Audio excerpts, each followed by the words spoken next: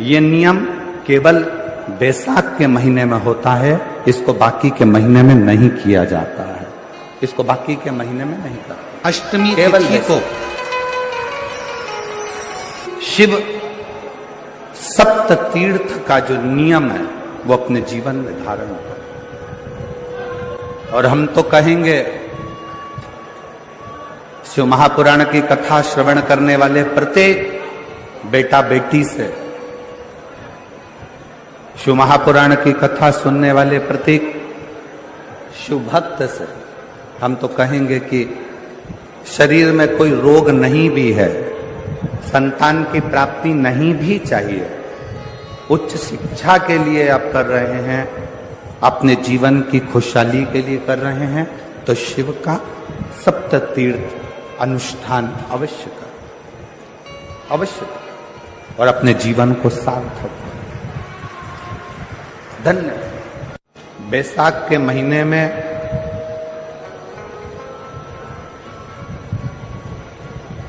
शिव सप्त तीर्थ का बड़ा महत्व है।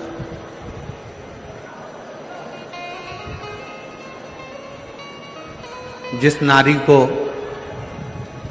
30 साल हो गए हों, बच्चे नहीं हों, 35 साल हो गए हों, संतान नहीं हो, 25 साल हो गए, 20 साल हो गए, संतान का सुख ना हो, और डॉक्टर ने कह दिया कि कोई बहुत बड़ी बीमारी किसी व्यक्ति को है, रोग बड़ा, बीमारी बड़ी है, और उस बीमारी का कोई हल, उस रोग का कोई हल नहीं दिख रहा, कोई हल नजर ना हो,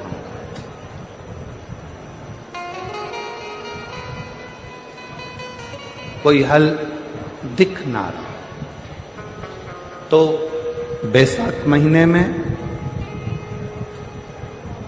शिव सप्त तीर्थ का एक अनुष्ठान अपने जीवन में जरूर करें। मट्टी के पात्र में जल भरना, और मट्टी के पात्र में जल भरकर प्रतिदिन रोज 7 दिन का ये नियम होता है सप्त तीर्थ का, सप्त तीर्थ। बस विराम जो है उसका प्रदोष के दिन होना चाहिए। और बैसाख के महीने में जब आप सप्त तीर्थ का अनुष्ठान करें, 1 घड़ा जल का रोज भरें प्रतिदिन, और 1 बेलपत्र, 1 शमी पत्र उस घड़े के नजदीक में कोई पात्र में अवश्य रखें। पात्र को, जो जल का घड़ा है, जल का पात्र है, उसको मट्टी के ही दीप से या कोई श्वेत वस्त्र जिसको मला गया हो, धोया गया हो, साफ हो, उस वस्त्र से ढक दें। एक दिन एक शिवालय में जाएं, शमी पत्र अशोक सुंदरी वाली जगह पर समर्पित करें। अशोक सुंदरी की जगह जानते हो ना आप लोग? अशोक सुंदरी की जगह पर शमी पत्र समर्पित करें।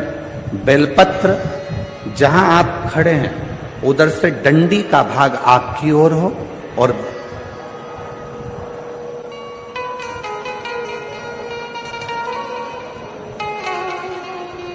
जहां आप खड़े हैं वहां डंडी का भाग आपकी ओर हो, और बेलपत्र शिव जी को समर्पित करा जाए।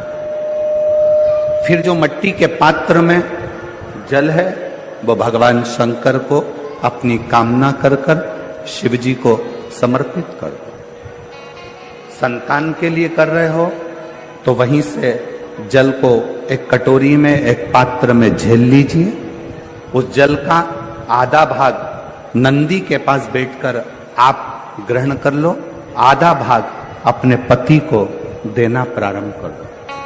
कोई रोग के लिए कर रहे हो, किसी बीमारी के लिए कर रहे हो, तो वो जल आप अपने घर की देहली में प्रवेश करने के पहले अपने मुख में उसको ग्रहण कर लें।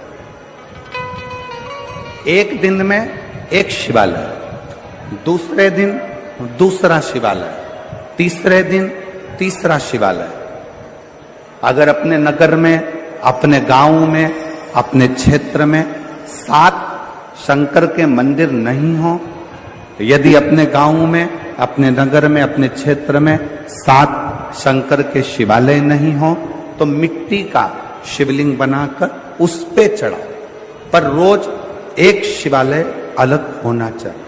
प्रति प्रदोष के दिन जब आप इस सप्त तीर्थ का विराम करेंगे, उस समय पर जल, जब प्रदोष काल आए, प्रदोष काल का जब समय हो जल चढ़ाओ सुबेरे, पर प्रदोष काल का जब समय हो उस जल का पान उस प्रदोष काल में कर लेना।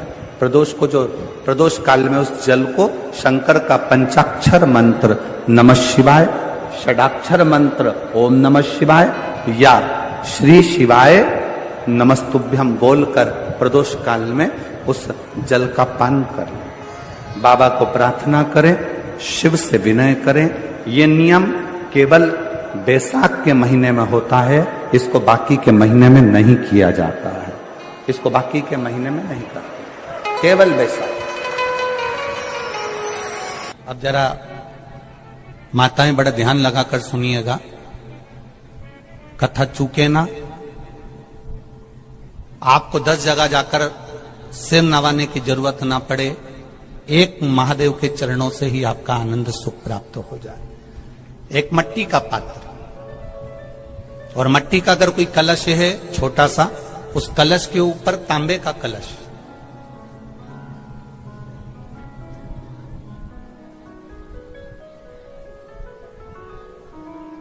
माता प्रसूति, दक्ष प्रजापति और माता वीरणी, इन तीनों का स्मरण कर कर जो बड़ के पेड़ के नीचे जो शिवलिंग हो, बड़ के पेड़ के नीचे जो शिवलिंग विराजमान हो, चाहे वो ओटले पर हो, चाहे वो पत्थर का हो, चाहे वो सीमेंट का हो, चाहे वो कंकर का हो, चाहे वो मार्बल का हो, चाहे वो जिस भी चीज का हो, बड़ के पेड़ के नीचे जो शिवलिंग हो, उसमें सीधे जब आप कलश लेकर जाएंगे तो मिट्टी का पात्र, उसके ऊपर तांबे का पात्र भरा हुआ, दोनों को एक साथ पकड़ कर ले जाएंगे। पर जब आप शिवलिंग पर दक्ष प्रजापति, प्रसूति और वीरणी, इन तीनों का नाम लेकर सीधे हाथ में मट्टी का पात्र, उल्टे हाथ में तांबे का पात्र लेकर धीरे धीरे शिवलिंग पर जल समर्पित करेंगे, और उस जल का पान उसी बट वृक्ष के नीचे दोनों पति पत्नी अगर पान कर लेते हैं और संतान की कामना कर लेते हैं, तो भी मेरा महादेव संतान प्रदान करता ही करता। पर ये जो क्रम किया जाता है, ये केवल बैसाख के महीने में ही किया जाता है, इसके सिवाय इसको आप अन्य महीनों में नहीं कर सकते, केवल एक बैसाख में। और हम तो कहेंगे बैसाख महीने की जब शिवरात्रि आए या बैसाख महीने में अष्टमी तिथि आ जाए या बैसाख महीने में सोमवार का दिन पड़ी जाए, तो प्रयास करना कि आप संतति के लिए, संतान के लिए आप ये प्रयोग कर सकें।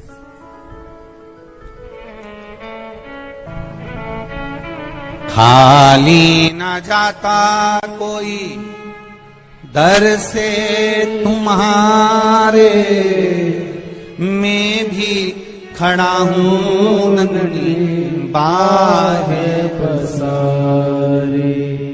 बाबा आपके चरणारविंद का रस तत्व हमें प्राप्त। प्रसूति शिव महापुराण की कथा जितनी भी माताएं सुन रही हैं, जिनके घर में 30-30 साल तक औलाद भी नहीं हुई हो, 15 साल, 18 साल, 10 साल, 20 साल, अगर संतान का सुख भी नहीं है, तो वे विश्वास करता है जिसने 7 दिन की प्रसूति शिव महापुराण की कथा 7 दिन की अगर पूरी भले मोबाइल पर सुने, चाहे टीवी पर सुने, चाहे पंडाल में सुने, कामना कर कर झोली पसार कर अगर दिल से सुनेगी तो ये झोली भले 30 साल क्यों ना हो गए हो तो भी वो भरेगा जरूर, ये निश्चित है।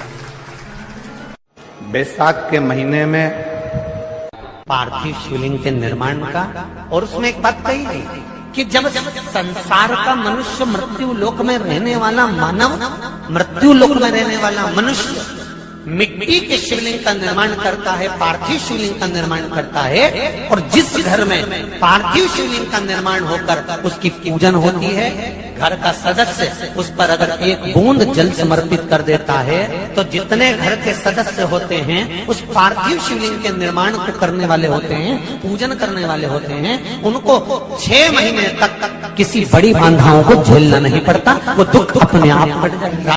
बैसाख का महीना चल रहा है, शंकर के शिवालय में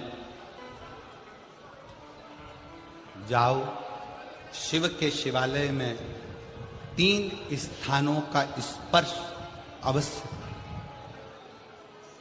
जरूर।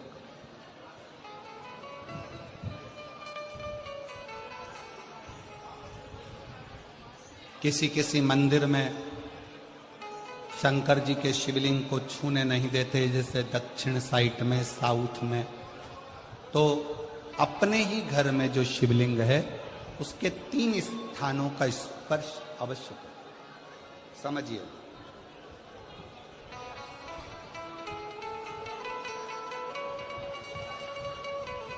पहला, शंकर भगवान के जहां से जल बहता है उस स्थान, ये जलाधारी है, जल बहता है, ये शिवलिंग है, यहां से जो पानी नीचे की ओर जाता है उस स्थान का स्पर्श अवश्य करें। दूसरा, शिवलिंग का जो गोल भाग है उस गोल भाग में कहीं पर भी अपनी हथेली का स्पर्श अवश्य करें। तीसरा, शंकर भगवान के शिवलिंग का जो ऊपर का भाग है वहां अपने अस्त्र का स्पर्श अवश्य करें। तीनों स्थान पर ब्रह्मा, विष्णु और महेश का स्मरण करते हुए जब बैसाख महीने में आप शंकर भगवान को जल समर्पित करें। शिव जी को जब बैसाख के महीने में जल दिया जाए तो दोनों हाथ से अंजलि में कलश रखकर शंकर भगवान की अपने हाथ की अंजलि में जल रखकर शिव जी को जल अवश्य समर्पित करें। 2 चीजें बड़ा स्मरण में रखिएगा। एक, बैसाख महीने में मट्टी के पात्र का जल, अभी क्या चल रहा है? फागुन। अभी क्या चल रहा है? फागुन। जब बैसाख का महीना आए ना,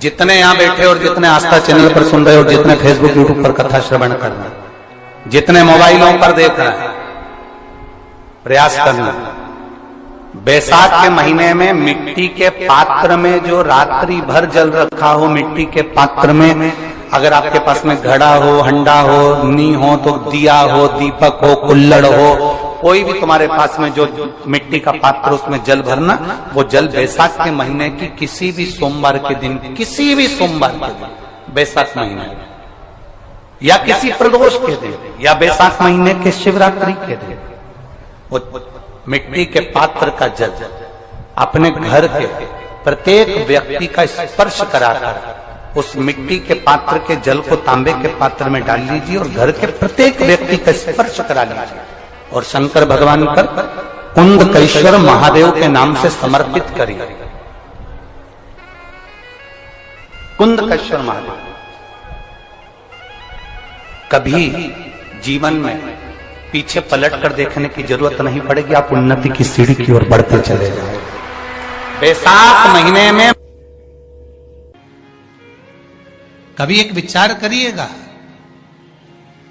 नरसिंह अवतार बैसाख के महीने में हुआ, कुर्मा अवतार बैसाख के महीने में हुआ, हयग्रीव अवतार बैसाख के महीने में हुआ, परशुराम अवतार बैसाख के महीने में हुआ, माता जानकी का अवतार बैसाख के महीने में हुआ।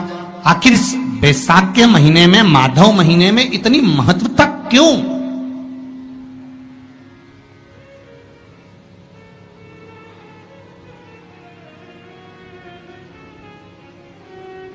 बैसाख के महीने में पड़ने वाली एकादशी, चतुर्थी, प्रदोष, अमावस्या, पूर्णिमा, शिवरात्रि, ये सभी इतनी महत्वपूर्ण क्यों हो जाती है?